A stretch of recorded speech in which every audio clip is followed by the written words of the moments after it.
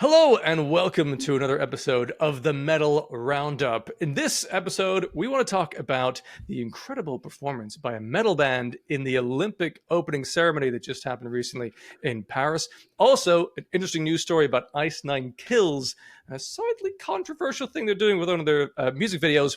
Also, we have a special guest today in the form of Reactor Hardcore Keem, which we're excited to chat to as well about the things going on in his world. Let's introduce yourself to begin with. Keem, how are you? Baby. How are we feeling? Welcome. Hey guys. Hey, oh, you bet you. Nobody on the chat. Okay. Nobody on the podcast. We have ever done arrived. Oh, that was supposed to be after the 5 minutes, right? They watched the first 5 minutes or something like that. Demonetized. I think past 7 seconds was fine. In, bro. Anyone who skipped ahead in the chapters I still want to be like the first Gojira person to do something crazy in the intro. I love it. Unbelievable scenes. I mean, let's start with that. Already. Let's start with that Batman tattoo. Talk me through that. What was the inspiration behind that? And don't just say Batman, but why there? What was the? All right. Are you ready for the story? I'm so ready. Let's go. Okay. All right. It's I ain't gonna lie. It's kind of a sad story, but I'm gonna tell it anyway. All right. So, boom.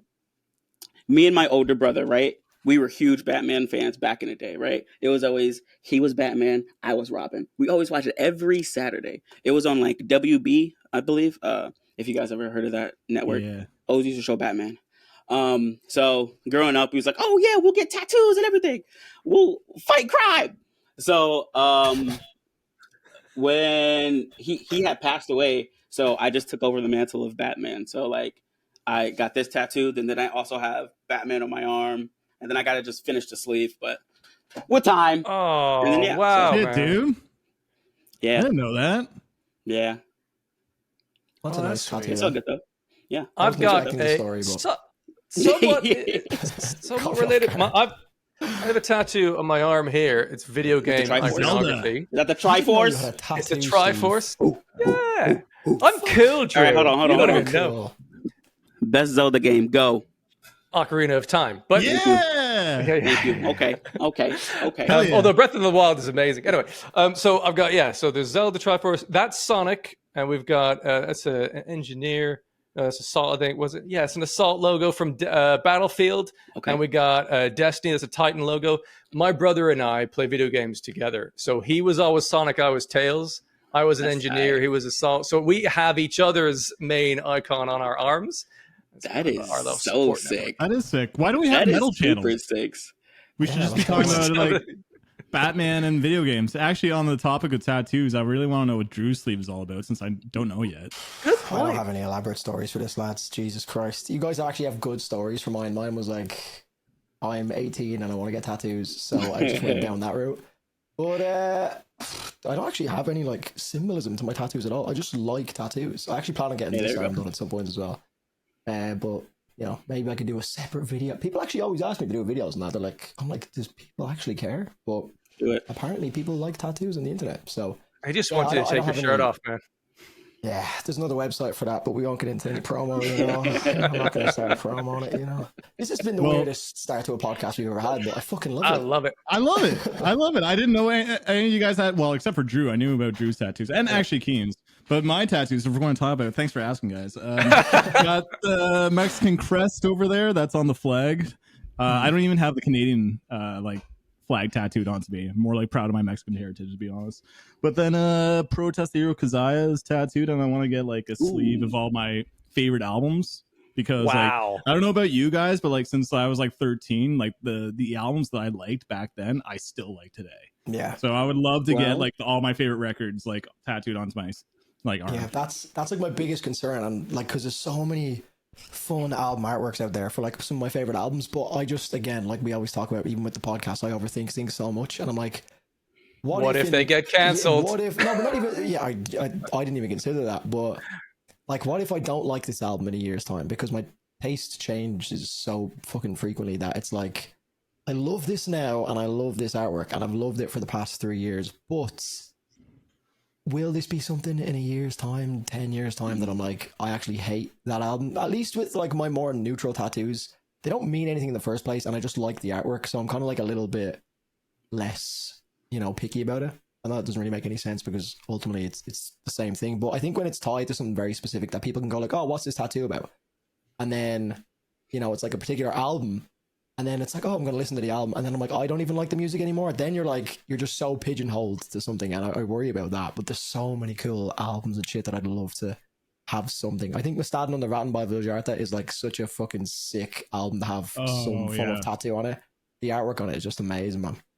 Yeah. I have one in mind for my left shoulder, which is the Homesick album from A Day to Remember. I love that cover, and that band's meant a lot. It's been a gateway for me getting into metal. Is there any album that you have loved for like 10 years, but then suddenly you don't like anymore? Has that happened for anyone? Ooh. No, because music was 10 times better about 10 years ago, about 12 years ago. So that music is timeless. This music today is trash. I ain't gonna lie. It's going downhill. But tell us how you really feel. Yeah. Jesus. Is there anything that you've heard recently in the modern era that you think is not trash, that you're like, this is exceptional, and you'll die on that hill? Boundaries. Hell yeah. Hands down. That new album, right? That new album is so sick, bro. It's crazy. I'm entry level enjoying that. It's so insanely chaotic and heavy that like I put it on the other day on the way to work. I'm like, I don't think I've got the mindset for this right now. It is a lot, but it is amazing if you pay attention to it, I think. Oh, for sure. The call outs go hard. Yeah. Oh, yeah, devastating though. It is different. Yeah. I've not gone back to it much after hearing it, but I was very high on it when I did first hear it, but I just haven't really found any moments. Maybe I haven't been going to the gym enough. That's probably a sign that I haven't been going. But that's a fucking gym album, man. It goes so hard. Oh yeah. Like I like it more than Knock Loose. Really? Yeah, I think so, yeah. I think I do as well. Amen, the high five from Keem. I've been playing the Knock Loose one a little bit more, and what actually I've been revisiting that is growing me on me tons is the Like Moss to Flames album.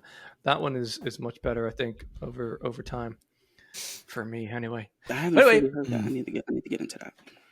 Back to Keem. How long have you been doing the YouTube metal reaction stuff? Since 2018. I have to check the year. Since 2018. So that's what, 6 years. 6 years? Yeah. Wow. So and what was the first inspiration? How did you decide to start doing that? You remember FYM Reacts? I wasn't around back then. Yeah, he's the one who made me want to get into him. I don't know what he's doing now. I hope he's good. But he's actually coming back to reactions, I believe. I literally about 10 minutes before. Well, I may be assuming. But nope, I'm gonna clip this. Breaking news. I seen a community post from him earlier on, like literally 10 minutes before we started the podcast, and it was like a very, you see a burp? You see what I'm saying? 56 minutes ago, back soon, ... and it's a photo of his mic. There's some good timing now. Yeah, bro, that is great. FYM's brilliant, man. He was actually one of the first people that helped me out with something on OBS when it came to I think it was when I upgraded my camera or some shit. Mm-hmm. And he was jumped on a call. He was sending me fucking video. He was uploading videos unlisted to YouTube with proper tutorials on how to do shit. So fucking shout out to FYM if he's watching right now, man. What an absolute legend. Yeah, he was a big supporter when I first started too. Always, I love the community when it's supporting each other too. So I hope to see him come back and really put out a lot of videos too. For sure, man. Yeah, great guy. Nice. Yeah, I'm unaware of that person entirely, but yeah, it was a surprise to me to discover that it was a very supportive community, actually, because you kind of assume when you're going in, everyone's going to be out for their own YouTube channels, very competitive in the rest, but that's just not been the experience that I've had. And this podcast is obviously testament to that. And I'm so delighted to finally have a chance to chat to Keem. I've seen your videos here and there, but we've never really interacted until now. So this is a glorious moment, man. There's no gatekeeping over here. No. But this is it. And another thing as well, Steve, that I'm not even sure if you're aware, because I completely forgot about it. Not just the reaction, Keem, you're part of the Browning now. You're an official member of the Browning. I know you have been for a while, but I completely forgot that element of you completely. How has that been going as well? Oh, it's still crazy because I still talk about the Browning in third person because I joined in 2022, but it's still kind of new for me.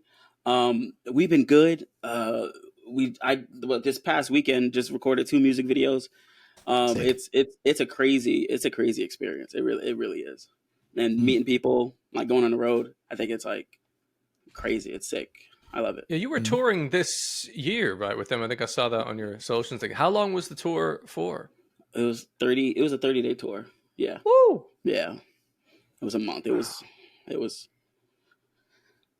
good. I liked it.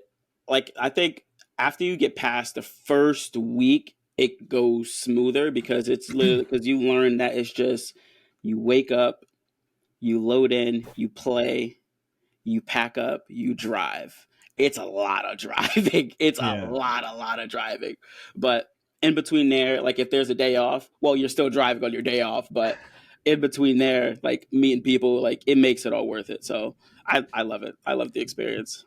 Yeah, did you enjoy taking a break from making content? Or were Oh you my God, I loved Yeah. it. It was the best thing ever. I was like, listen, I think I made a video or I made a thing in my Discord. I was like, listen, I ain't doing no type of reactions for 30 days, baby. I'll see you when I see you. I loved it. I absolutely loved it. Because it's good to take a step back and like not listen to music all the time. Yeah. It was amazing.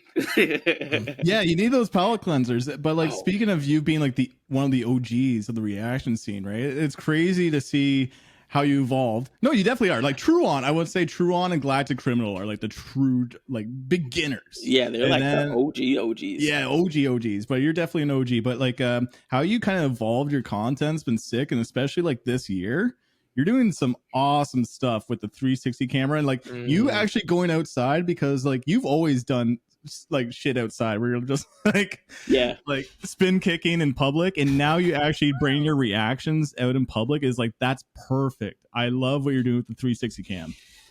I appreciate it. So for me, like I don't like doing the same thing. I always like to evolve content because after a while, like even for me, it would be like, all right, it's getting run played. I was like, all right, let me switch it up. Let me do something different. And I love the 360 camera. Like I love going outside. And people's like, oh, he's outside. It's like, yeah, I'm touching grass. You know what I'm saying? Like I'm not just at my desk all the time. So it's awesome to do that, especially on tour. While I was going to every different city every day doing that, I loved it. Yeah, Orion too. Orion has a 360 cam too. Like it looks sick. He just did a video of him like bike riding while doing an album reaction. I'm like, I've not seen that yet. Did that work? It just seems like a very ambitious idea. yeah, he was like headbanging to some breakdowns and stuff. I'm like, shit, that's such a good idea to like. You're multitasking. Like, man, I should go to like Costco and just like film myself like reacting to music while I'm shopping or something, getting shit done. It must have looked so crazy, like this dude with a long stick and a camera on it, just like rocking out. Yeah, and you saw the side angle. He didn't choose like an easy fucking bike track. He was fucking flying down some he hill. was- I'm he like, was- bro, you could have chose something a little bit easier to go by, you know? You know, I was But like, he pulled it listen. off. I was like, he has to make the clip. He has to like fall or something. He has Yeah. to do something. Like On the I was like, he breakdown has or to do a some jump. Eating hot dogs as he does it. I'm surprised he did. Right, so, because you linked up with him on the tour. I think I saw some like collab videos from the two of you. How was Yeah, I that? did a What video with inspired the him. meetup? And he did a 360 video too. I was because I think it was before I knew that we was going on tour. I was like, hey, yo, I'm gonna be in your city. I think I hit him up, I hit you up, and I was like, I'm gonna be in your city. I gave him the day. I was like, listen, I'm gonna hit you up right before, with like the day before. We gonna do some content, baby. And yeah. Damn, I'm so bummed that I missed you, man. It's all good. Listen, You got to come back to Toronto. no, for sure. For sure. I gotta get the poutine. Poutine. What is The it? poutine? The poutine? The poutine? The poutine again? Yeah. Canadian did you try it? delicacy. Yeah. That was the first time I ever had was it poutine? You got to give it a second syllable, man. Are you having a stroke? How you say it again? Poutine. Or like in the French, I think the French kind of go like poutine. But like, screw that. Poutine. Poutine. Yeah, did you actually like it? Yeah, I mean, at first, because the soggy fries, I had to get past that. I was like, I'm not rocking with these soggy fries. But I mean, the cheese curds were good and stuff like that. Would I have it every day? Absolutely not. No. Oh, But It's heavy, right? It is, but you got to get poutine with like pulled pork and a bunch of other toppings. Like they make taco poutines and other things, barbecue poutines with like little like pieces of rib. It's so good. Okay, But just on its own, it's a little I gotta overhyped. try that. Yeah, I just tried like the regular. I was like, yo, just give me the regular poutine, poutine, however y'all make it. Can I get one of those poopines or whatever? Poutine. Anyway, back to metal. Did anyone watch the Olympic opening ceremony? Well, yeah. I'm so glad I covered it too, like because like that thing was wild. Definitely easily one of the most historic moments ever in metal. And it gives me goosebumps watching it. It's so sick to see them perform, but I'm assuming everyone in here saw it too, right? I just saw clips of it. I didn't see like the actual like live performance, but like, well, not live, but when they was doing it. But like, yeah, I seen clips of it. And I was like, dang, they putting on. Yeah, It's I missed the golden so opportunity good. to do a video about it. I just watched it and then was like, that would have been a great video. And then everyone was getting like, I seen your video where it just blew up as well. Like people were just getting ridiculous amount of views. It was so popular. So I kind of missed the boat on that one. But I don't. You can still talk about it though. Yeah, so I can talk about Oh, it. we're Yeah. doing that now. Yeah, It's all Do it right now. Yeah. But man, No, yeah, it it was was sick. cool. So sick. I seen Gojira play last year in Dublin. Fucking insane. The venue they're in wasn't the best for them sound wise, but just their individual performances from all the members, man. You can just tell they're absolute veterans doing it for so many years. That was actually one of the first bands that I ever really got into, like progressive or just metal. I know in your video, Burb, you kind of discussed the genre of them where they're kind of like just a pure metal band. Obviously, there's progressive elements to it as well, but yeah, man, that was, I think the first song I heard from them was Flying Whales or The Heaviest Matter of the Universe. And then I think it was The Art of Dying. And I think The Art of Dying was what just sold me on that fucking band, man. And then ever since, unbelievable. Such a fucking sick band. So sick. Keem, you like them? So like, yeah, I like Gojira. I like their heavy stuff. I like their heavy stuff. Their heavy stuff is tight. Yeah, Yeah. Flying Wheels is like the first song I heard. I was like, who is this? Yeah. I was like, this is tight. Mine was L'Enfant Sauvage. I think that was my first one I heard. It's a fucking great song. They're not really quite in my general wheelhouse of band, that kind of metal, but there's moments when they have groove that comes out or a nice melody that shines through either in like a guitar part or the vocals. And I've seen clips of them live on YouTube and it just looked absolutely epic. And in the Olympic opening ceremony, they were beyond epic. I loved the setup they had for them, just hanging out of windows of this massive castle with some strange beheaded Antoinette things going on, but like red fireworks and things. It was a brilliant not to have them be a sort of side piece that's in a corner. Oh, this is a metal band that we walk by for 10 seconds. That was a full like 5-minute sort of epic centerpiece thing with an opera singer coming through. It validated the credibility of the music. It wasn't like isn't this mad how heavy this is? It was, this is music we create here in France as well, isn't it good? And that, I think, was a really important stamp in that moment for the world. Absolutely, and there's layers to it too, which is another cool thing. Like the opera singer is actually like a metalhead, which I didn't know. And then like the castle is where Marie Antoinette was in prison too, so that's a purpose of that location too. But I don't know the meaning behind the boat too, but I just love the layers to the performance art. But also sonically, I made a tweet that went viral too, like 9,000 favorites. It was crazy. It was just saying that Gojira didn't sacrifice their sound, their heaviness, their integrity. They just stayed true to what their sound is, and that's playing fucking metal. Like, True. bravo, Gojira. Like, they didn't do any sort of cop out. It's literally Gojira, and it sounds fucking heavy and huge, and it's so cool that the Olympics witnessed that. And I heard that they were at like 1.9 million monthly listeners, and then just like right after, well, not right after, but like a couple days after, they're at 2.3 million now. Wow. Yeah, their Instagram got a lot of new followers as well. But did you see some of the memes that Mario Duplantier posted on his Instagram? The first one, I literally have it up on my screen. It's like me. It's maybe might be quite hard to explain this one, but it's like a picture of the band on the stage. It's like me. I'll go out for a beer or two, but I'm not performing a progressive metal version of a French resistance song on the side of a castle with pyro. Me, 15 beers later, and it's just all the lines. It's so good. That's like my favorite one too. Funny. Yeah. But yeah, they absolutely killed it. So fucking good. I did wish I just recorded my reaction to it, but it was so hard to find a clip without all of the fucking NPCs commentating over it. Let the thing play. Now I fully understand why people complain about people talking over reactions. I was like, shut the fuck up. I'm trying to listen to Gojira. Stop talking, please. But yeah, rant over. Well, the one thing though is the copyright is just brutal on that. So also with like Olympic footage, like it's not regular music. Like I'm worried about like a copyright strike with that too. So I played it very careful by just like playing 4-second clips and just like talking over it. I mean, actually, like a lot of the videos that were put out like by channels had the actual like commentary team from the Olympics talking over it. So you couldn't actually even hear the performance, you know what I mean? So yeah, I know the Olympics would obviously be ridiculous for copyright as well, but yeah. Yeah, I'm a huge fan of the Olympics, so I was watching that to enjoy it. I didn't even cross my mind to film myself doing it, but yeah, that was for enjoyment levels. The thing is, I normally really enjoy an opening ceremony. Other than that bit, I didn't really dig this particular one. It was so. Oh, that's a whole. We're not going to go rant about that one, but I didn't think it was particularly great. Gojira saved it, and so did Celine Dion at the end. She was magnificent. The rest of it, Steve, I want you because you're gonna be too humble. You need to tell us the story because I know you've already done an Instagram story of how you performed in front of 1 billion people. Did you say?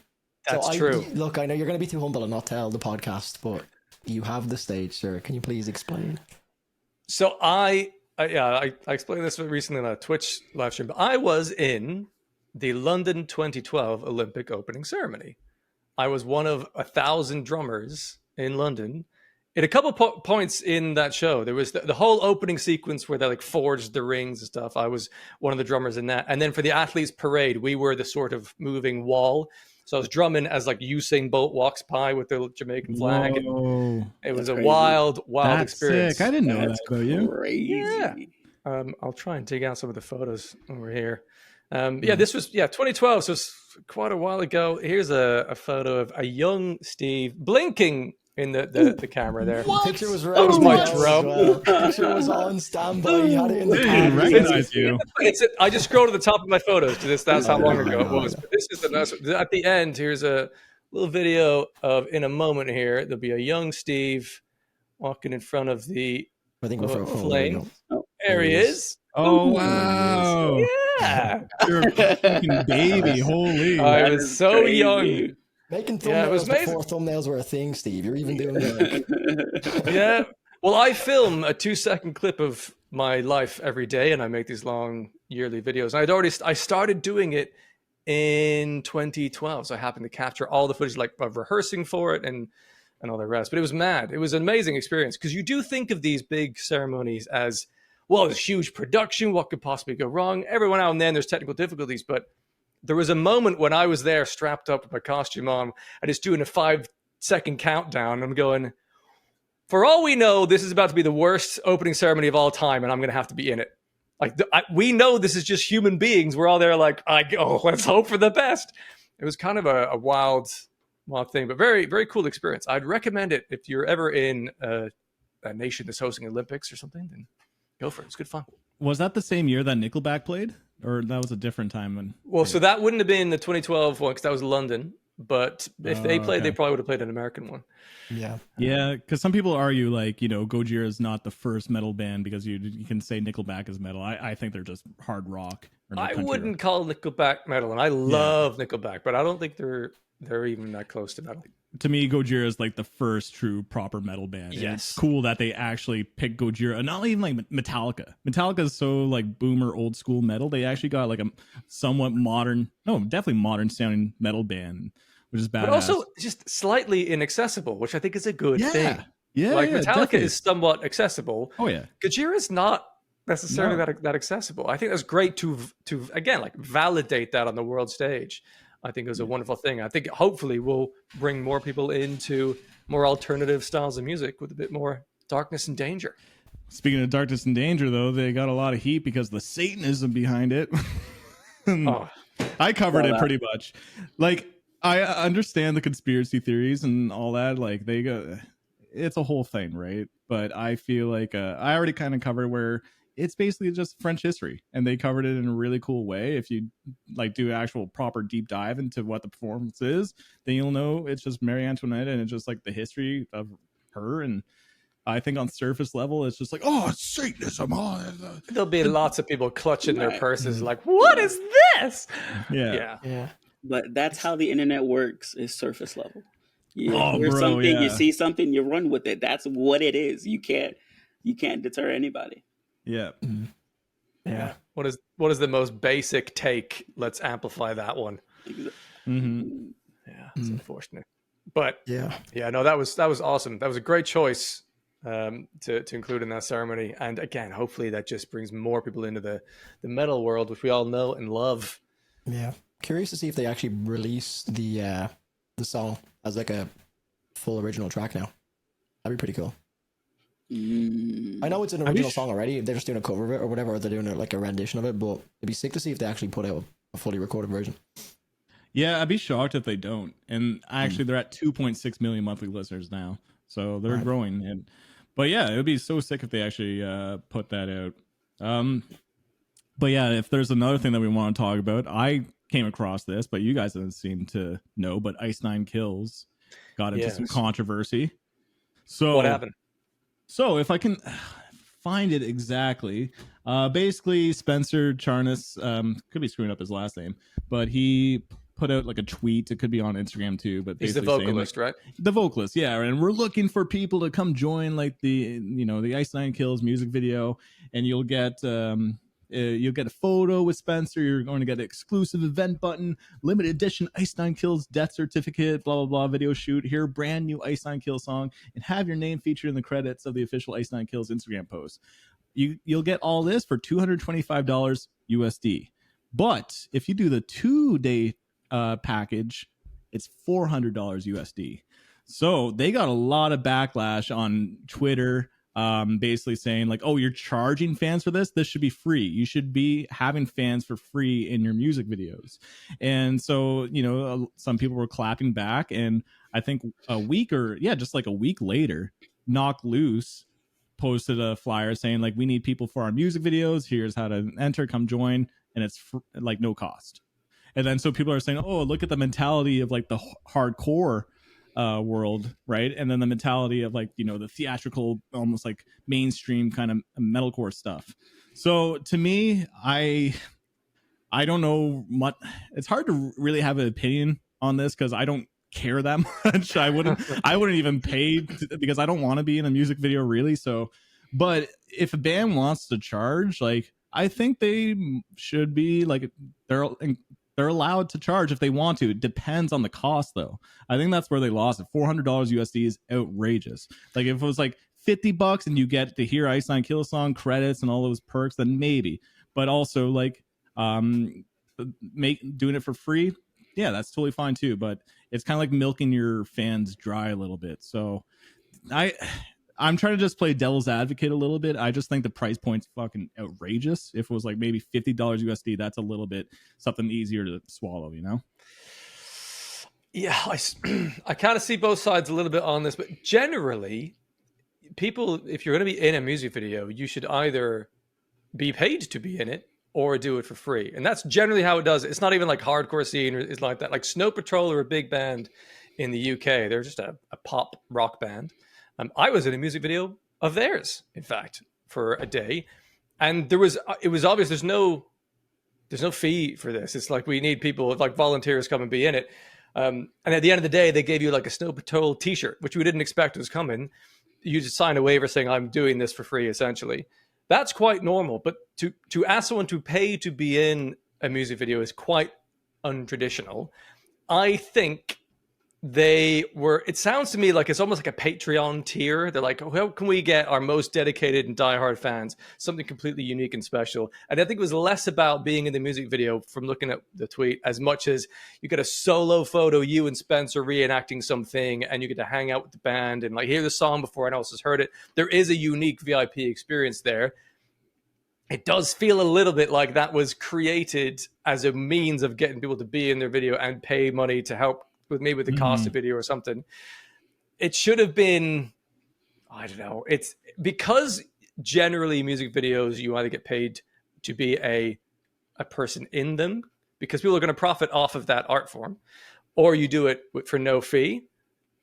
it seemed a very bold statement to have that be included as a cost benefit of this particular package. Was kind of when I was like, That's a good but point. then, yeah, Like I like what you said about like how you got in for free and then they give you a t-shirt. Like imagine like the value you get as a fan. Like, oh my god, I got into a music video and then I got a t-shirt for free. Like they're like, they were already my favorite band, now I love them even more, right? It's just like that kind of like classier customer move. retention, if you really want to call it that, because a band is a business. Yeah. We also don't know what's involved in the music video. Is it going to be a crowd of 200 people? And then it's like, well, are you really in the video? You're just like a face in the crowd? Or are they looking for like 10 people who are going to kind of star in this thing? And then maybe that's a very, like these details we don't necessarily know, but it doesn't sound like it's been really thought through the edges. Well, Spencer did say that because some person on Twitter was basically like pay attention, like Iceland Kills, this is how you do it, to the Knock Loose flyer. And then Spencer replied back like, just wait till you see what our video is about. But he like spelt it wrong. He's like, what our video are about. And they're like, get your grammar fixed and stuff. And like they're calling him out on that too. Come on. Yeah, I think they're just like trying to sell a VIP experience type, but at that price point, you smoking crack, $225. You know what I can do with $225? 400 for 2 days. You know what I can do with that money? That's a bill right there. You think I'm gonna spend it on? I don't care if you my favorite band in the whole wide world is Devil Wears Prada. I ain't not spending $400 on them. I'm sorry, baby. I love you, but yeah, that's a good point. Is there any band that you would spend $400 to spend 2 days no. with? Sleep Token, would I do it? No. I think like a weird one would be like maybe like the Beatles was still around or something. Like that'd be so, they're massive, right? But like $400 was the price point like the main issue that people had on Twitter and stuff, but I haven't seen like the official post, so I don't know what the like general consensus was. But I don't think it's the price point, just the fact that they're even charging to begin with. It should be free. Okay. But I was just playing devil's advocate on their side that like maybe the price point is why it's outrageous and why it's blown up. Yeah, to me that's what it like strikes me as. I think the price point is the outrageous thing. Like, I mean, because bands do like packages. To me, that sounds like they're selling a package that is quite overpriced, especially because if you're factoring in what Steve said, like it should either be like generally in these situations, it should be either the band pays the person for working for them or they do it for free and then maybe give them like a free piece of merch. So if the price point is 225 quid, which is probably outrageous as it is anyway, like I don't think there's much argument there.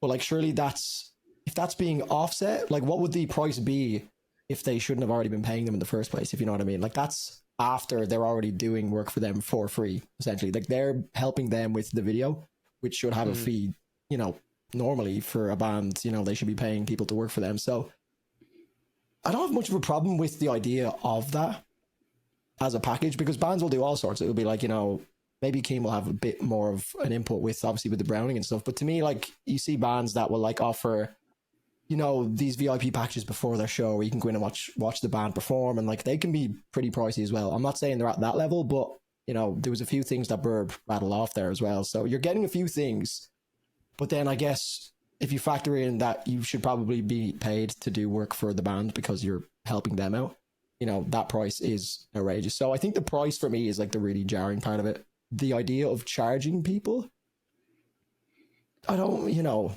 I mean, any PR team should probably know that they would have taken some backlash for that at that price point. So, you know, because people are savvy enough these days to understand that the band is going to make money off of that video. So, like, you know, those who are contributing to that, it should be a factor of cost that they could offset because they're going to make money off of that video. Or wait, but then maybe you can have things like you can have walk-on parts in films as like charity auctions, and you know, people pay money to do that. So is there different rules for music videos? Yeah, Keem seems to have an epiphany over here. Listen, I'm a conspiracy theorist. What if they did this on they knew people was going to be outraged by that? You know? What if they knew exactly that people was going to get mad? So people's like, oh, they suck. Let me check out their music. Let me talk about them. Let me keep on talking about them. And of course, Spencer's doing his job. He's replying to people. You know what I'm saying? Yeah, he's doing a And Ronnie we're talking Radke. about it. There you go. Ronnie Radke mentioned, There we you can go. put him in the title now. Let's go. Yeah, he's in our thumbnail and everything. Good. Thumbnail, just Cancel. all around Ronnie Radke. yeah. Good point, man. I never even thought of it from that angle. See, that's why we have yeah. the guests on, a different opinion, a different perspective, Keem. I like it. Our resident conspiracy theorist. We'll just have you dial in anytime we need a. Anytime I got you. Tinfoil hat. Yeah, so I see both sides is my final answer. I think there, ultimately, if we have like a 50-50 percentage, I think I side 70% disagreeing with them and 30%, no, it's too much, 80-20 in favor of the fans. Oh, the 80-20 rule, yeah. Yeah, that's where I'm at. So I'm with But you, you know too, what? Drew. yeah. So People are 20% gonna pay of for it's it. the bands, you know what I mean? So, yeah. Was that Keem? People are gonna pay for it. Can't hear my dog. Sorry, What I'm is your talking. dog's opinion? Sorry. Bro, I didn't even know you had a dog. Yeah, I got a dog. You want to see him? Yeah, of course I want to see him. You're so mysterious, bro. We just lost 2 members. What just Yeah, happened? this chair's a Batman chair? Steve's just going. Is Steve gonna bring his fuck? Does Steve have a dog? I don't know. Should I get my dog? Or you Yeah, have where's your my dog dog? there? Oh, my Let's dog's just right fucking- here. Oh, let's he's just out bring of it all frame. in. Oh, he's a good Just- boy. Well, you see that paw? There we go. Yeah, yeah. There we nice. go. Hello. I can't hear me. You have headphones. It's on. a frame paw. Has Keem Spotify gone listeners to... are probably so He's getting confused the right now. dog. He has the Batman chair as well. The branding's on point. Here we go. Oh yeah, buddy. Yeah. Secret lab Batman. Here's my It's a dog, little Harlow. doggy. Oh. Against his will. Hello. What's Lord. Do you like Ice Nine Kills? Well, now he's all quiet. Oh, not a fan, not a fan. He's with the 80%. Outraged man. over those prices. But yeah. Jesus? Oh, Oh man. This has I mean, been- like somewhat related, I think. The VIP experiences, like meet and greet the band. yeah. There's been some interesting chat about that. In that, there's a band called in 1975 who I saw in an interview, and they were saying we used to have some VIP meet and greets, which we never. That's something the label decided, or a publisher, or someone that was just kind of foisted upon us, and they didn't. They're like, I just feels awkward and strange, and they killed it off. Like, we don't want to do that because they said you should only do that. This is their opinion. I'd love to know your thoughts. If you literally ask the person to give you the cold hard cash in the exchange, like, oh, you're meeting me, thank you, that's $20, please, thank you very much, and then you sign the thing. It's like, try take $20 off a kid so they can shake your hand. Like, we're just people. You should be able to meet us regardless. You shouldn't have to pay money to me to have a conversation. Mm-hmm. Thoughts? Mm. I agree. do I agree or not? I think it depends, because Yeah. like VIP experiences, like at the end of the day, especially if you're like touring, it helps the band when like because band has to pay for travel, gas, merch cuts. So VIP experiences, typically the venue does not touch. That's something totally separate. They just tax they just tax like if you sell Merch. shirts. So yeah, so like I could see when a band does like VIP experiences, because yeah, you get to meet them, take a picture of them, take a picture with them. Sometimes you get like a little pin or something like that. So I think bands absolutely should do VIP experiences. I've done VIP experiences before, but then I also be like, hey, you know, you didn't have to. I always walk around the venue, or I'm always at the merch table anyway. But but people just love to support the artist. So Yeah. We're also, I guess there's levels to it as well. Like the 1975 and are a huge band. So yeah, it's kind of Yeah. like, you know, I mean, if you look, I'm sure again, Keem would probably add more to this, but like if you've just done like X amount of nights on the road and you're tired from actually performing, and you know, I know a lot of the time the VIP meet and greets will be before. Correct me if I'm wrong, Keem. They'll be before the Yeah. show that night. Yeah. So yeah. I mean, let's say the band's on fucking, like, I know you mentioned earlier that you've done 30 days on the road and you're doing a VIP night on day 30, or maybe let's say 25, because I know you might have a little bit more energy towards the end of the tour. You know, it might come back a little bit because you know you're wrapping up. So day 25, and you may just not be, you might be sick, you might be low energy, and you have people that, you know, are full of energy. This is their night to see you, and you just might not be there. You know, shit happens, man. There's, you know, all sorts going on. So Right. you know, you have to kind of you want to you're working, you know what I mean? I know it's not like traditional work, but you are putting on, in most cases I'd imagine, trying to put on a bit of a front even if you're not feeling it, to like give a lasting impression to this fan. So I know it's not like traditional work, but you know, it's definitely something that, like, you know, again, there's obviously levels. I can see from the 1975's, you know, point of view, they're a huge band, so it might be a little bit weird. There could be people that are a little bit standoffish, that are too upfront with you, and they've been watching you for years, and they have a much more intimate relationship with you. You know, that very, like, was it parasocial relationship where it's all one way, and then this person meets you and they can even freak you out, I'd imagine. So I do kind of see why. I think it's kind of a weird way of describing it with the exchange of cash. Well, I guess it's just more the point that they're trying to prove with it, you know. But yeah, maybe you can add more on that, Keem. Yeah, like you said, it's like levels to it. So like, let's say Metallica does like a meet and greet, you know what I'm saying? Like, yeah, you're gonna pay for that because they have like millions of fans. If they're just standing in the middle of the crowd, everybody's gonna harp on them. You know what I'm saying? So it's like there's definitely levels to it. So Yeah, but I see where you're coming from. Oddly, I think it makes more. I'm just in my own head working this out. I think it makes more sense for smaller bands to do it, because there is, if you really want to show your support to them and they mean a lot, then there's no guarantee you'll bump into them at the gig or in the crowd, Right. or the rest. And if you want to find a way, like, listen, I'd love some time to talk to you, and I'm also happy to support your band financially, because that will feel more like you're making a tangible impact to a smaller band than like if you're paying for a VIP greet with Avril Lavigne. You'll never even know that money came into her bank account. So like, it doesn't feel as much like you're supporting the artist as well. It's a different experience at that level. It's the rareness of their time and availability versus the number of people that want to meet them is why that is rare and expensive. It's like, I guess it's different points of the same scale, and I wonder where it meets in the middle.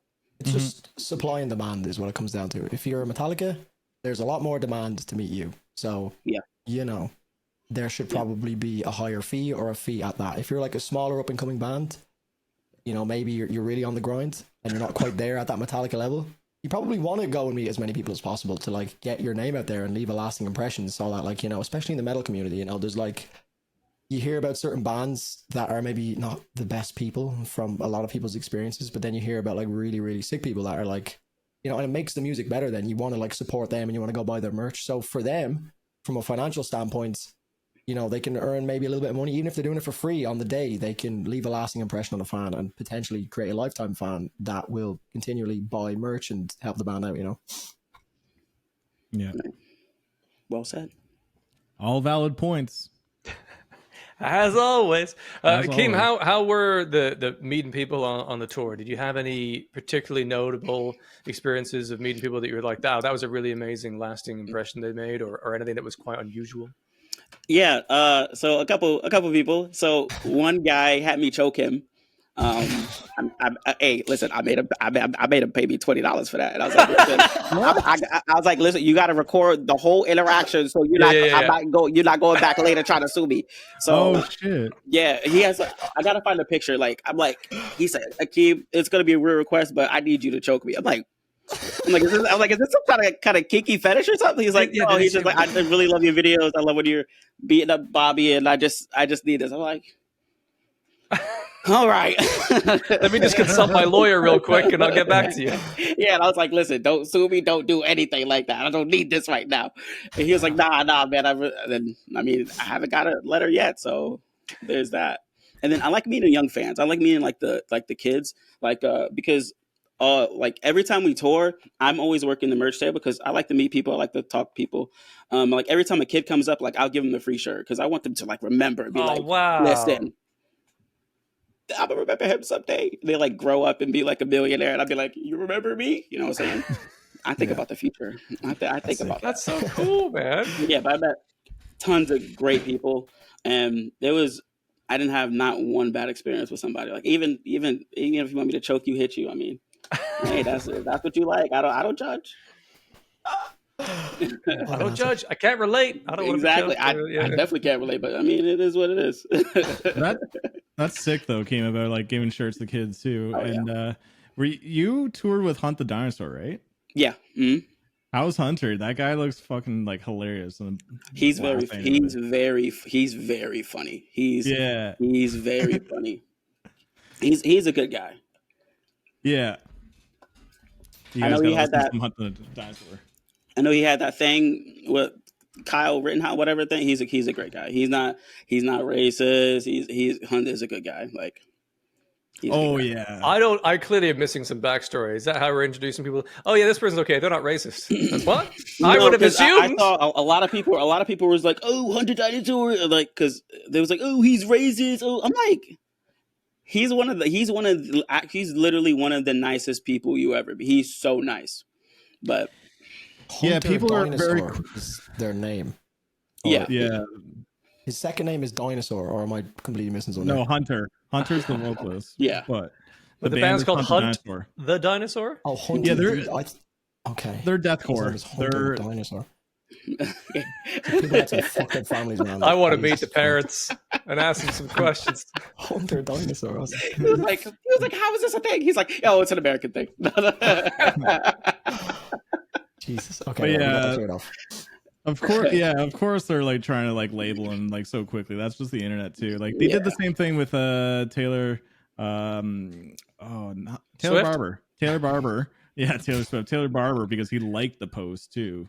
And like, oh, I can't believe Taylor liked the post of Hunter, right? It's just like, and they were calling him like, oh my god, like just like people are so quick to just like, you do one little wrong thing. Oh my god! Or think you're done. You're done. Banished to the far right or banished to the far left. All the music and all the art that you put in this world, you're a piece of shit. And that's what they're doing to Spencer too. Like, of course, like the price point, sure, you can argue it in a respectful way, but Twitter is just like attacking, and like.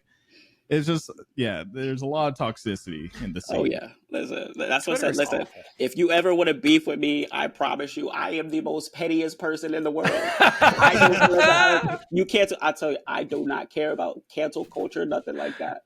I'm petty. I'll be like, I know you said the N-word once upon a time, you're canceled. I got plenty. I got ammo. Hey, if you feel you're in the right position, then it's great fun to volley back some nonsense. Jesus. How do I have these conversations, man? Jesus Christ. I don't know, but I love it. I have a terrible confession to make, followed by a question for advice. So the terrible confession is... Oh, what was it? Go ahead. I've not yet listened to the Browning. I thought she was going to say, I've said the N-word. I was like, what? I know. What do you mean you know? Listen, we was on the tail end of that, and he was like, I have a confession. I was like, Steve, where are you going with this, Steve? terrible friggin' segue. Holy. I did not even think of that. I had this... Think about the future of the podcast. I had this next topic loaded up in my head before... So I was like, let's just go on to this next thing. No... That's not a thing. I have a confession to make. I'm a little bit racist. At least we have the thumbnail and the title for the video locked in anyway. No, I have not listened to the band The Browning as yet. What would be a good intro song, do you think? Okay, so what are you like a metalcore fan, deathcore fan? Metalcore. I like groove. I like catchy chorus. But it doesn't have to have that. I'm increasingly liking music that has no cleans at all. Okay. But yeah, my absolute wheelhouse is like A Day to Remember, Sleep Token, Bring Me the Horizon. Kind of. Okay. Hard style. Yeah. But then I also like Alpha Wolf, and I've enjoyed the Boundaries album. Okay. I like Oralize and Allt. You fan of Allt? Sorry, so you're a lighter fan. We do have a new one coming out, I believe, and next month. You're definitely like that one. But let me start you off. All right, start off with Skybreaker. That's what you'll start off with. Okay. You like the chorusy type. I think Steve would kind of like the Poison as well. I really like the Poison as well. One of the later. I think you like the Poison actually. Poison's a fucking banger. That's it. Yeah. You don't think that's too heavy for him? You think you like that? No. Steve likes a good groove, and that fucking track is full of groove, man. Yeah. Okay, try Poison. Steve will like it. Keem, Maybe I'll do a double. I'll check them both out.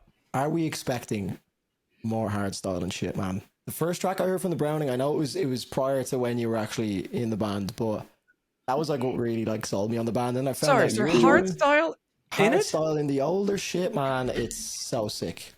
Yes, So sick.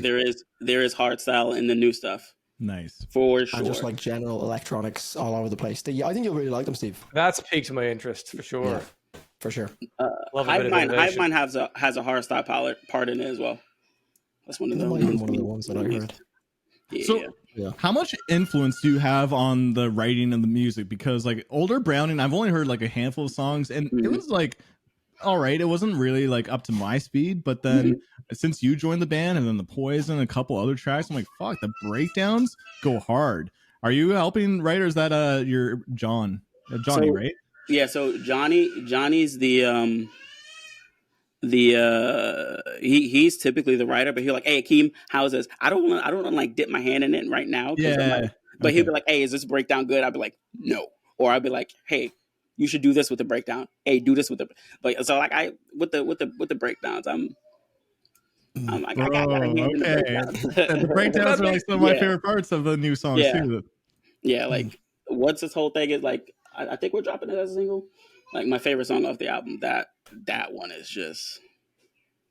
Ooh. I'd love to even speak to someone in the band to see how you've been able to, because you've got your ear to the ground, man. Like you've been doing this for a long time, so you've seen a lot of music. Like you kind of were joking about. I don't know how much you were joking about at the start, but like today's music just being shit. I know obviously myself and Burb and Steve have had conversations before where we somewhat agree to a certain extent. It's like maybe even just like there's a few weeks in a row where there's tracks that we're not really enjoying, but I guess.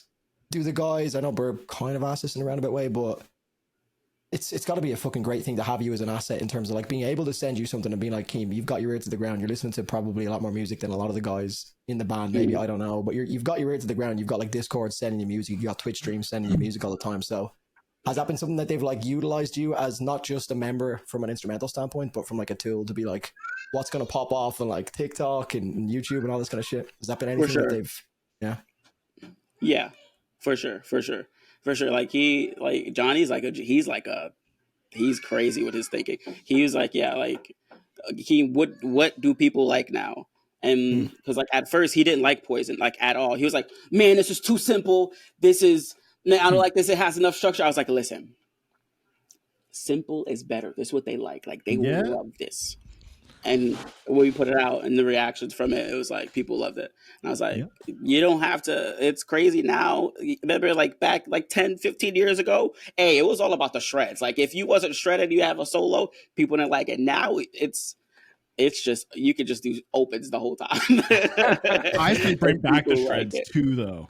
I'm missing the shreds lately. You miss it. You know, it's like, I don't know if it's just me when I'm reacting to like, if I see like a solo in there, I'm like, oh, I was expecting. I was like, okay, that's refreshing. Yeah. I understand. Rare is interesting. Sure. Yeah. I want to know how, if the Browning has grown in popularity since you joined the band and your influence.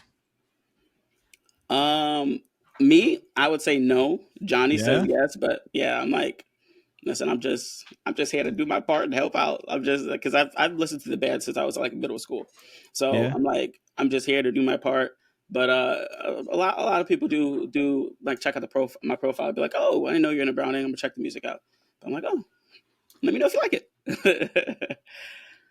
Yeah, it's because you still make so much content too for like other bands too that it's like it can be even a little bit hard to tell that you're like in the Browning. Sometimes. Yeah, but if I didn't have it in my profile, people wouldn't know, or people would be like, oh, I never knew you in the Browning. I was like, yeah. Even when I make reaction videos to the Browning and like make shorts for them, people comment like, "Oh, Keem's in the band." So yeah, those are the funniest. Funniest. I love seeing those, man. But yeah, maybe you've already talked about it, but how did it start? How did you link up with the Browning to begin with? All right, so I think it was 2020. I did a podcast with Johnny. I was on his podcast. And then we just like kept on talking, and then the world shut down. Things were starting to open back up, and then 2022, he was like, "All right, the Browning is kicking back up. Do you want to play bass?" At first, I was like, "Nah. I mean, I would love to, but nah. You know, I got a family. I just started." He asked me like 2 weeks later. He was like, "All right, you're doing this," and I'm like, "I guess I'm doing this." So we went on that 2-week run. I had a blast. And then he was like, all right, we're going to be kicking off like full time again. Do you like want to be a part of this? And I was like, I got you. I'll do it. And so that's how it happened. Nice. Yeah. I'm still waiting for the call from a band for me to go and join them. Sleep Token just haven't called yet. They say they have a drummer. I don't know if he's all that. Yeah. There's our Sleep Token quota as well. Title and thumbnail. Put Vessel in the thumbnail. Is that your favorite band? Yes, insofar as I think that's the best band on the planet. My favorite band has changed this year. It was Sleep Token for the last good while. This year, my favorite band is Bilmuri. Bilmuri, good old Johnny Frank. Johnny Frank. I can't get. It's totally in my absolute Venn diagram sweet spot between what I love of the heavy rock and the pop and the songwriting of that. I just fucking adore it, and I love the memes and the fun of it. Like the lyrics are meaningful and emotional and devastating, but we have other sides to us. They're also fun and lighthearted. I just think it's got everything. I really enjoy it. So the fact that Bilmuri is supporting Sleep Token later on this year in London, my head's going to explode at that gig. That's crazy. Yeah, it's a big spot. Can't wait, especially if they do close with Euclid as they have been doing on their tour. I don't think I can handle that, but I'm happy to try. Yeah, that's gonna be an unreal show. And Drew, you finally checked out the Bilmuri album, right? We haven't talked about this since. True. Yeah. I'm finally able to understand what you are talking about. Yeah, I'm trying to remember what my final closing thoughts were. I know Steve watched the video for sure anyway, so I really liked it. There was obviously the metal side of it, like the actual breakdowns and the grooves and the rhythms and stuff, and the technicality of the guitars. I kind of mentioned it in the video. There's like this contrast in my brain that I'm like, look, this. Do I call him a band? To me, he's an individual, but you guys are referring to him as a band. So, is it like a fully fledged band, or is it one guy who goes with a the drummer? His name is Josh Manuel. There is a drummer that's mainly using it's the main songwriter is Johnny Frank. He's the main vocalist. They get guest vocals in the guest videos, doing right? Saxophone. Yeah. Okay. So it's his project, but I would still call it a band because it's not just him on his own. But yeah, both work. Yeah, no. First listen, I did really enjoy it. I think the first half, if I'm not mistaken, Steve, you might remember what my final thoughts were on it, but I think the first half I was like pretty sold on, but then it got a lot better, and there was like an emotional ending to the album as well. I didn't pay too much attention to the lyrics and that side of things, but some of the melodies are absolutely fantastic. I've been playing it a lot just like in the background on stream because it's just such good vibey music. You feel great listening to it. And it also, like you said, the perfect Venn diagram of like being a metalhead, it does give you those moments. But if I'm being like really objective about it, like the metal parts of it that come in as like the crescendo moment of a song kind of bore me because it's just like standard, like been done before a million times metalcore stuff. But I say all that to say that I understand that that's like not the main focus of the band. So yeah, no one's going to Bilmuri for breakdowns. Yeah, exactly. So that was exactly my point when I was listening to it. I was like, look, I'm just objectively looking at it that normally if I hear a band, like I have to be kind of fair in my assessment that if I hear a metalcore band that does a breakdown like this, I'm just like, yawn. So when I hear something from Bilmuri that is really sick and the song itself is built really well and some of the melodies, like I mentioned, are so good, but just from a really objective, like annoying, like prog nerd review person, like I just look at it and I'm like, if I heard this in like a song from a metalcore band, I would be like saying, oh, here we go again. But it fits the song well and it serves its purpose in the song well. So I think I ended up giving the album like a mid 8, like an 8.5 or some shit, maybe around there. That's high. I enjoyed it, man. I did enjoy it. It was a great vibey album. It didn't overstay its welcome either. It was a nice, like, what, 28 minutes. 28 minutes, yeah. So it was like the sweet spot. Great tracks on it. I ended up adding like 6 or 7 tracks to my playlist. So yeah, really enjoyed it. Keem, you listening to it? Never heard it yet. You never heard it? You ever heard? Bro, he's like mixing country and like metal together. Like, are you keeping up with like Hardy or these like?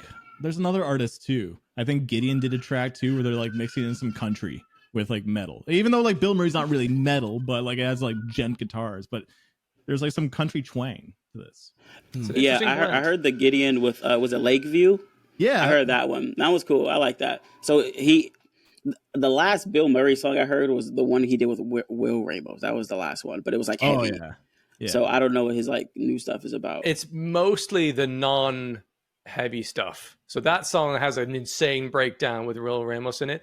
The rest of the song is much more like poppy pop rock. That's mostly the stuff that he does even these days. And his like breakdowns are just like they're down tuned like heavy distorted guitars, but they're basing up a very catchy pop structured song with melodies and harmonies and things. I remember he had a song on the radio that was like that I heard. It was like Blood or something like that. It was something, like it was a song he definitely had on the radio. I think so. Hold on. I would sum up the new album is basically a country album for scene kids. Country album for scene kids. It's a great country record. It just has those like poppy, emo-ish kind of vocals, and it's really good. I love it because I have a hard time getting into the ride my tractor down the road. There's levels to it. I think I said this last time too. But yeah. I mean, the All My Life song that Falling in Reverse did is more on the start of that is more on the country twang leaned into that first kind of verse. But I see Bill Murray is like, it's a perfect kind of gateway for country fans to find metal and for metal fans to find a bit of country. And, you know, I think it's an open door in both directions. Yeah. All My Life is like... Sorry, bro, go ahead. Oh, I was just going to say, All My Life has like been number 1 for like 8 weeks in a row on like charts and stuff. Yeah, I think how many say views Lee put that or something on his like Instagram as like the Metal News of the Week or something. So yeah, it's crushing. It's crushing. 8.6 million views, that music video. Yeah, when I listened to the Bill Murray album, there was something that was just reminding me of something throughout the entirety of the album, and I couldn't figure it out. And then over the next coming days, I was listening to The Script a lot. Do you guys know The Script, the Irish band? Yeah. Steve, I don't know. I was like, you know what? This is what it was. There was some of the melodies that Bill Murray used that were very similar. It just reminded me of like The Script with metal. I don't even know if that makes sense, but I was just getting that kind of vibe. I went back like through The Script's discography, just such a fucking great, like kind of pop rock band from Ireland. Very pop. Yeah, but like huge songs, man. I didn't even realize how big they were. Like 20 million monthly listeners still. Like it's just insane. Like they're huge. I don't know how much impact they made in North America, so the others might not be aware of this. Yeah, they've got some amazing songs. Really, really good songs. Like I mean, it's radio rock / pop music, but you probably heard some of their songs. The Man Who Can't Be Moved. They've got so many fucking great songs. They're just like songs that are kind of nostalgic from my childhood, always having them on the radio and stuff. But when I go back to them today, real easy listening stuff. But yeah, Bill Murray was like it was like on my mind when I was listening to the album, and then I was listening to The Script a few days later, and I was like, oh my god, this is actually what it's reminding me of. It's almost like The Script in certain areas with like breakdowns and guitar riffs and shit, which was kind of cool. So the equivalent in the States is probably One Republic. It's that kind of music. So it's kind of very radio ready. It's very like broken radio like, pop. This girl left me and shit, you know. But it's just the whole audience. 90% of them 15-year-old girls. It's that kind of like it's rock, but it's very very pop. Gotcha. When you were saying The Script, I thought you were talking about The Scratch, which is like an Irish folk metal band who are I highly recommend them. They're great. They're only 50,000 monthly listeners. They're really good. But I do want to talk about what could possibly be an album of the year contender when it drops. But Allt dropped a new song that is a banger. But I feel like I want to hear Keem's thoughts because Keem, are you listening to the band Allt at all? Allt what? Allt. That's a no, mate. They're a treat. No. Allt. Are you? Bro, are you following the Buster Odholm stuff, like the Thal metalcore stuff at all, Keem? No. Oh, Keem isn't a Thal guy. I know, Keem, you like your heavy shit. Humanity's Last Breath, Veal Yeah, Humanity's Last Breath. Yeah. You know. Wait, is that who's in the Allt? No. Well, Buster produces Allt. Oh, isn't he in Throne? Yep. He is. He's the he produced the Throne too. Yeah. Okay. No, I never heard of Allt. Wait, what's the song? Shit. What's the song? Check out the Orphan Breed, Keem. Buster in Throne? Buster is the main songwriter, I think, and the producer, but he doesn't tour with the band. Oh. So you wouldn't have seen him live there the other day, Steve. I Right, guess that that's was where my we're going my with it. question. Yeah, He was actually at. Was Humanity's Last Breath at Radar? I think they were as yeah. well. They weren't played the Sunday. I only went to the Friday, but they were on the Sunday. Yeah. So he would have been that'd playing be guitar for Humanities on that day. But, Wow. that motherfucker. We need to do a whole episode about him at some point. He needs to chill. He's with every band doing all the production. Insane. That motherfucker We is talked about insanely this a talented. bit, right? Some sounds are getting a little bit homogenized if lots of people do the same. Like it's like Yeah. him and there's Jordan Fish. He- There's a certain sound that's starting. Yeah, to Will Putney too. He's one of the producers that's changing the sound of metal right now. His influence continues to spread. Yeah. But yeah, think For I An would love Autoposy to as well, see. Yeah, well, yeah. Let's Keem, I would let's love Oh, to see that was the band you did like 2 days ago, right? Yeah, Yeah, they had a new song come out. Okay. I was watching a little bit of it. That's why I was like, Alt, and I was like, that sounds familiar. I was watching your video. Was that the song I was supposed to react to? well, There's others. it's the- There's others. I mean, one- the Orphan Breed, I think is. Yeah, I is agree. The Orphan best. Breed is the one that Oh, will probably be like maybe up to your speed. It's heavy and pretty fast, but then get the the new dummy song ready for has that like one. Yeah. Drew. Do you agree with me that Aquila has the best chorus of the year? I think it's probably my Yes. favorite. Yeah, man. And you know what it is as well? This is one thing I wanted to talk about is I kind of like mentioned it before with the Ravada visuals that Ravada are fantastic at what they do, but so many bands are using them at the moment that I feared that there's going to be like this overuse of Buster as the producer because he's like the god of Thal. The overusage of just like general Thal themes. And then there's too many bands trying to be like Viljarta, Humanity's Last Breath, using Ravada as the visuals, using Buster as production, that everything's going to start to sound the same. But Yep. I got to give them credit where credit's due. The choices that Ravada used for the visuals on, I think it's Akia. I was saying Aquila. I was being very Irish about how I said it, but I think it's supposed to be like Akia. Anyway, however you pronounce it. The moment in the chorus where the two people that are swimming underwater like separate, and it's like the falsetto vocal comes in, like I have chills even like talking about it, man. I know.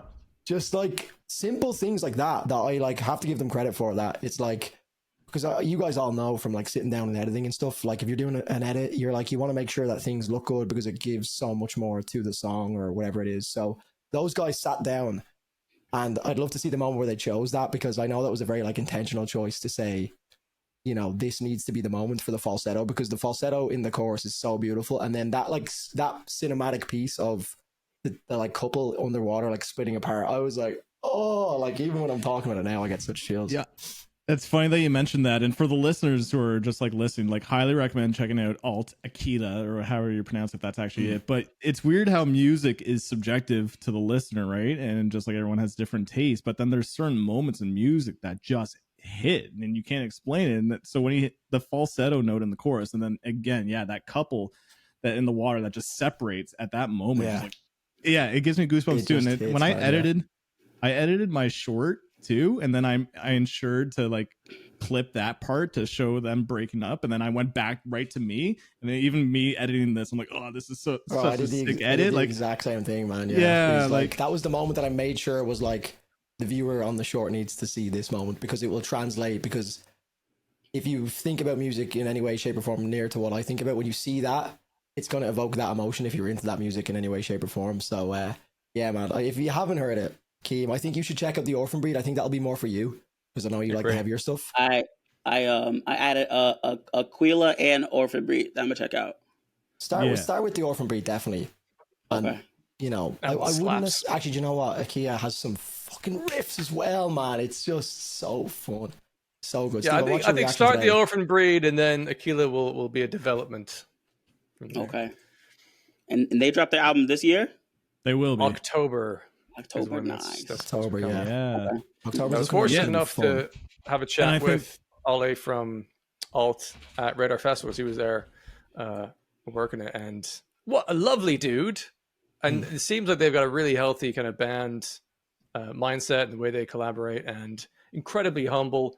And it seems like they think about all the details. They're trying to make everything they do as good and as elevated as possible, and it really translates. So yeah, they're amazing. Yeah. And another. Sorry, Drew. Go ahead. I was just gonna say that's probably my most, after that song, that's probably the album that I'm most excited for this year. Now I think that's just stamped it. Agree. And there's another album that's coming out in I think the same day, but don't quote me on that. But it's coming out later this year. It's Fit for Autopsy, and people had some mixed opinions on it, including you, Drew, that I'd love to hear more on. But for me, I mentioned that this is just another solid track from Fit for Autopsy, but it just sounds more the same. And I think the band has such they're such a well-respected band that like all the fans are going to just like love it and eat it up. But to me, I guess I just feel like it just sounds more the same. Like it didn't really do anything. They did See a Tragic Beast like 4 years ago, and that song, I don't know. To me, I enjoy that more than the newest single. The newest single is still good, but it's not going to make it in too many lists of mine. So, Drew, you were a little bit conflicted, right?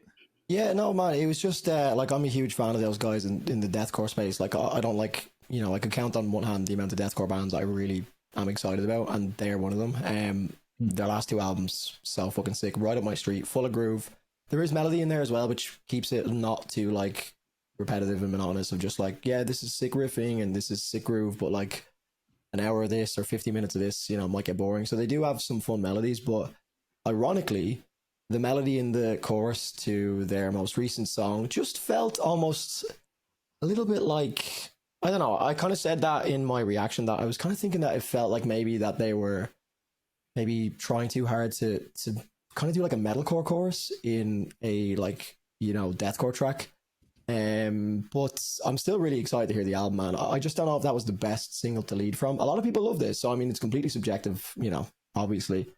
But just for me, I had such high hopes for that song. Also, I listened to Allt Ikea, the song before that on stream, so it was literally from that to that, and I'm like completely sold on that Ikea song. So unfair, but yeah, man, I'm still excited, but it's gonna be hard to top those two albums, what the future holds and the See a Tragic Beasts for me. But hopefully, I'll be proven wrong. Keem, what do you think about Fit for an Autopsy? Well, I've heard their new song. I didn't even know they dropped a new song, but just in general, I guess, yeah. But I think they're solid. I mean, they're solid. I mean, would I turn them on? No. Okay. But that made me think of a question. Do you like how you said like they're like core fans? It was like kind of like defend them. Do you guys turn a blind eye to your favorite band if they don't put out a good song?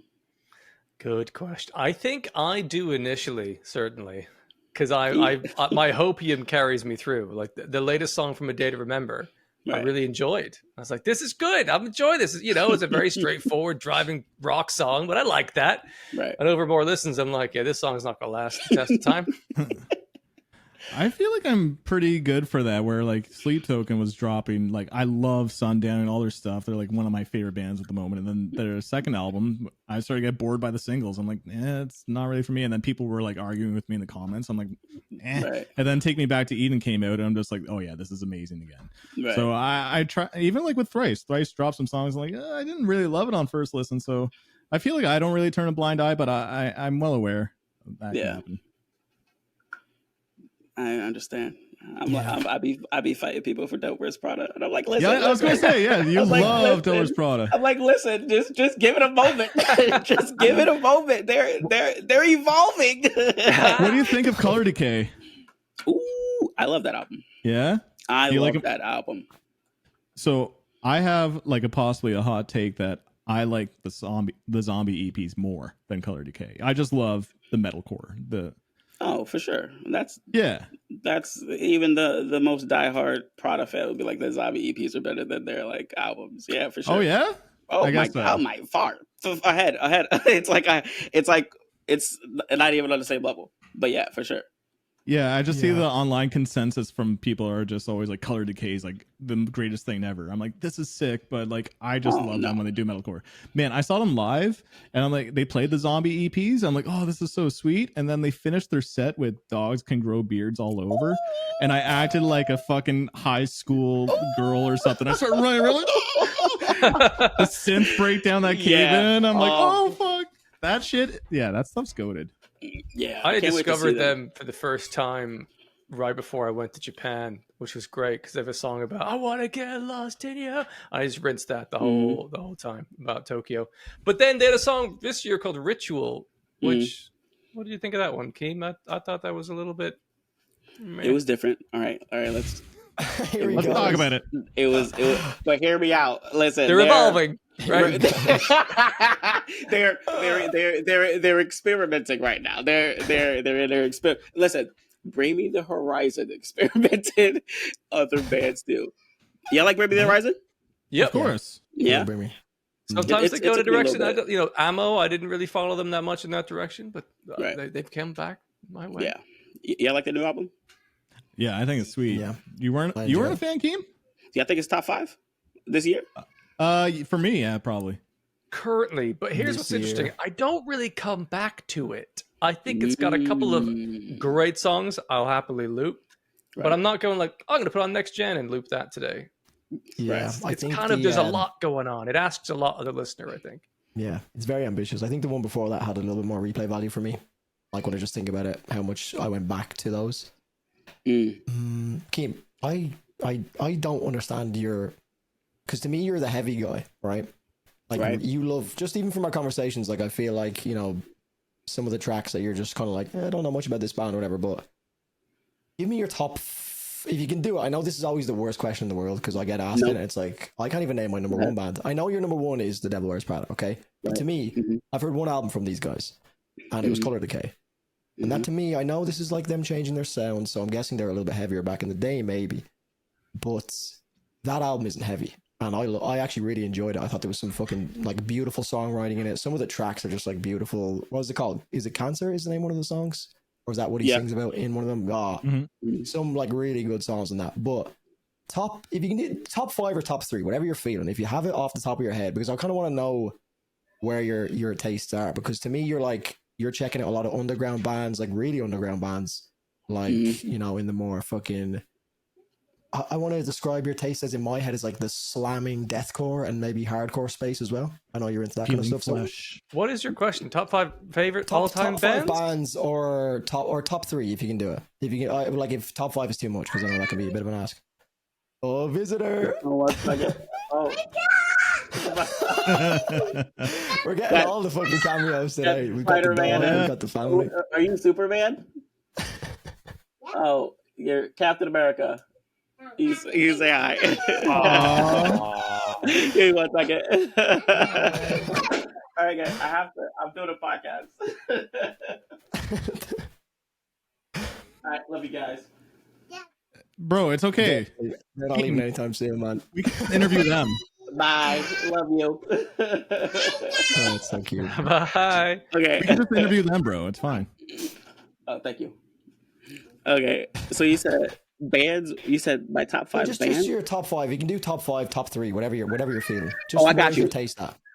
Okay, all right. So my taste is kind of all over the place because my roots are metalcore, but now I'm like on the heavier side. But I still love my metalcore. Like I still love it. So number 1, Devil Wears Prada. Okay, number 2 is a band called Soulkeeper. They're kind of like you guys like it's like Sworn In, right? You guys They're sick. They're like mathcore a little bit. They're yeah. Like I love Soulkeeper. Number 3 is Boundaries. Number 4 is Waste. They're like a deathcore band. And number 5, I just had it. Hold on. I got it. Yeah, number 5 is the Peeling Flesh for sure. Oh, I was actually going to make a joke. It's Peeling Flesh, but really, number 5, eh? Oh my, Peeling Flesh is just. That's such a name. They're silly heavy. Like Their name's Peeling Flesh. My community constantly always like tries to get me to listen to songs. I'm like, yeah, this is like, I like the rhythms, but the toilet bowl vocals after some time, it's like, bro, like to me, I actually get bored of that. Just me. What? You gotta feel it. I know. Feel it in your bones, baby. Yo, it's. I have no idea what he's saying. Listen. Like I always make fun of like slam vocals. I was like, yeah, they're not saying anything. But when you feel it, man, it's just. It feels great. Bro, maybe I should listen to more Peeling Flesh. For sure, do it. Yeah, the Devil Wears Prada is the only band that I've actually heard out of those. So that's why I was curious, because I was like, Devil Wears Prada to me is like quite a like easy listening metalcore band for the most part from their latest album. That's all I know them from, and their latest single. But yeah, okay, Peeling Flesh sounds what I imagined your tastes being like, you know. Yeah, I like Anchor. You ever heard of Anchor? Anchor, Not the Spanish Spanish metalcore. Anchor, but Anchor. It's like Ankor. Yes, Steve. I love them. Yeah, I've interviewed them up for my podcast. Actually, I love Anchor. I like Anchor. Very, a lot. very good. Yeah, And very good live Okay. if you ever get the opportunity to see them. I don't know when they'll hit the States, but yeah, they need to come on over. yeah. I'm enjoying. Yeah, Drew's actually started that out. I thought he was like, oh, what next, guys? What next? I don't know how much time we have with yourself, Keem. We've had a great conversation here. So I wanted to round it out, perhaps. Where do you guys see the future of metal? The way that things are going, things have developed. We kind of seen a thing where Thal has become the current state, really, of where metal is going. That the most popular stuff right now seems to be anything that's kind of Thal leaning. What do you think is in the way future after that, like 5 years or so? If you could dream, noticing what you're noticing right now, where do you think things might go with metal? I got an answer, but what I want to know what Keem thinks though. Okay, so my answer is, I think it's like a cycle, because I don't know if you guys notice, like there's like a resurgence in like OG metalcore right now. OG deathcore, like MySpace deathcore, is making a resurgence, and it's going to keep on doing that. And while that's happening, whatever is hot right now, because remember when Lorna Shore started popping off with the like the symphonic deathcore type sound, everybody was riding that wave. So I think the next wave is like Buster's sound. So everyone's going to hop on that. It's like they're going to follow the trend, while everyone else is doing like that resurgence of the older type sound, and it's just literally going to keep on recycling forever. Forever? Oh yeah, forever. That's a good point, because like it's called revival core right now. Yeah. Q Space Cowboy, Boundaries, you can put that into Exactly. right. Yeah. But then there's the deathcore bands too, like Tracheotomy or something. Tracheotomy. Yeah, they're cool, but like you're right, because after that we're going to like 20 years from now, it's going to be like a new kind of revival core thing too. Exactly. So that's a good point, that it'll probably always be happening. I think there's going to be the niche revival core bands, the niche fall bands right now, but you guys know my answer. Steve, you know my answer. The next wave of metal is going to be Come Metal. Come Metal is it's so stupid. I shouldn't have asked. Yo, Keem, that's actually funny, because like I reacted to Health, and I was like, Metal Burp kept on saying some cum metal. I was like, is this supposed to make me nut or something? And I was like, okay, I get it. Bro, you started your video so funny, just like, if this got to make me nut on someone's. I don't even want to finish what you said, but you chose like one of the worst songs to start off with. Oh, really? Hell. Oh yeah. That song's like I've not heard a good one. Yeah, I was like, ambient. I don't get it. Yeah, they're not really for. I don't really recommend them to you. They're a weird band. If you like industrial noise rock or something, then they're more up to your speed. But like Come Metal, as in like Sleep Token gained massive, Bad Omens gained huge. Like girls are loving the seduction. That's Come Metal. It's just basically like metal music that you can bang to. Is pretty much it. Like I have a whole playlist that's actually like bumping, and like I get bands hitting me up in DMs saying like, "Hey, can we get on your Come Metal playlist?" Yeah, I'm gonna need that play. I only heard one Bad Omen song, and it was not even a real. It was just that thing that always float around. Wait for the bottle, whatever that is. I don't know. I've never like properly listened to Bad Omens. I don't. Give me a song. What's a good cum song? Dethrone is a good cum song for you, Keem. Dethrone. There you go. Freaky, if you're freaky. It's more Death of Peace of Mind is probably their cummiest, and then the latest album is all just cum everywhere. Okay. Sorry. Sleep Token. Sleep Token's obviously all about that too. But like, yeah, like I noticed when I was starting to make videos on Sleep Token on like the new album, I was getting so many girls commenting. It was like crazy. I'm like, and then all the girls were commenting like, "Oh, I can't wait to like strip to this to my boyfriend," and like they were getting really sexual. I'm like, whoa! I'm like, I've never seen this kind of comments. Yeah. Ever. It's always usually dudes saying like that guitar sounds like trash, and now it's like girls like, "Oh, I can't wait to strip to this." I'm like, whoa! So I really think the influence that these bands are gonna having, follow that trail. yeah, that, and then Sleep Token also being like, hey, it's cool or it's okay to add R&B to your music, and also like you can make money from it too. And Yeah. we're already hearing a lot of Sleep Token copycats. Like that's why it sounds stupid as hell. But I'm actually serious that I truly believe the next wave of metal music is Come metal. Nice. Nice. You're just You heard it mispronouncing from the man country himself. metal. It's country country metal, yeah, Country country metal. metal. That too. Because the success of that, oh, I love stuff. But it Yeah. sounds like the pop world, I think, is going to have the like metal moments. And you had the Megan Thee Stallion with Cody Steambox. LaPlante. Like, Yeah. there's going to be, it's becoming more normal to hear a scream vocal here and there and not be afraid Yeah. of it. And it's going to be so interesting to see where that goes in the Right. mainstream. I think there's going to be a lot more of that. I think the way metal will go in the future is going to be massively influenced by the way in which social media changes. Like social media, like, I mean, the whole come metal thing, like Burb is describing, is like him seeing his comments because of the reach that TikTok has. And it's, let's be honest, it's mainly TikTok. I know Instagram and YouTube Shorts are kind of like trying to follow suit, but like the reason a lot of these bands blow up, like Bad Omens are notoriously known as like a TikTok band to like the gatekeeper metalheads.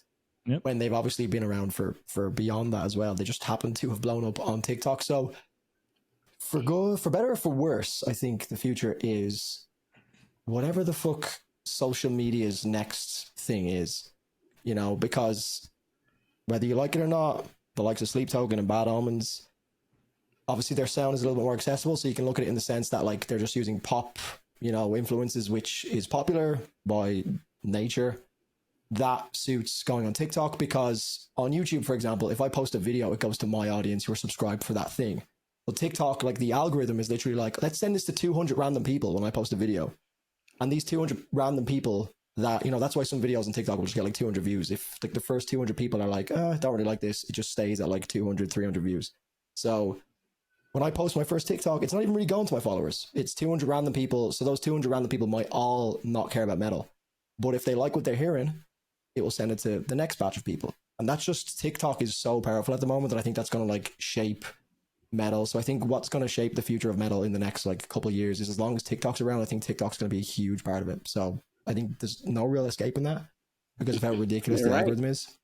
So and to add to that, TikTok is accelerating trends too. So, you know, come metal is probably relevant now, and then next thing will be like EDM or something back into metal, and then like we need some hard style again, and hard style is the next thing, and then people will get bored of that, and like TikTok will constantly push out the new trends. So that's a really good point. I like that a lot. Yeah, I hope it goes down the electronic route. That's where I hope it goes. You wouldn't mind that at all. Northland, baby. Yeah. Northland. Well, you've heard it here first, folks. That's the future of metal. We've solved it. You know what's coming down the pipeline. Thank you, gentlemen, for a lovely conversation. Thank you especially to our guest today, Hardcore Keem. Massively appreciate you being here and your insights.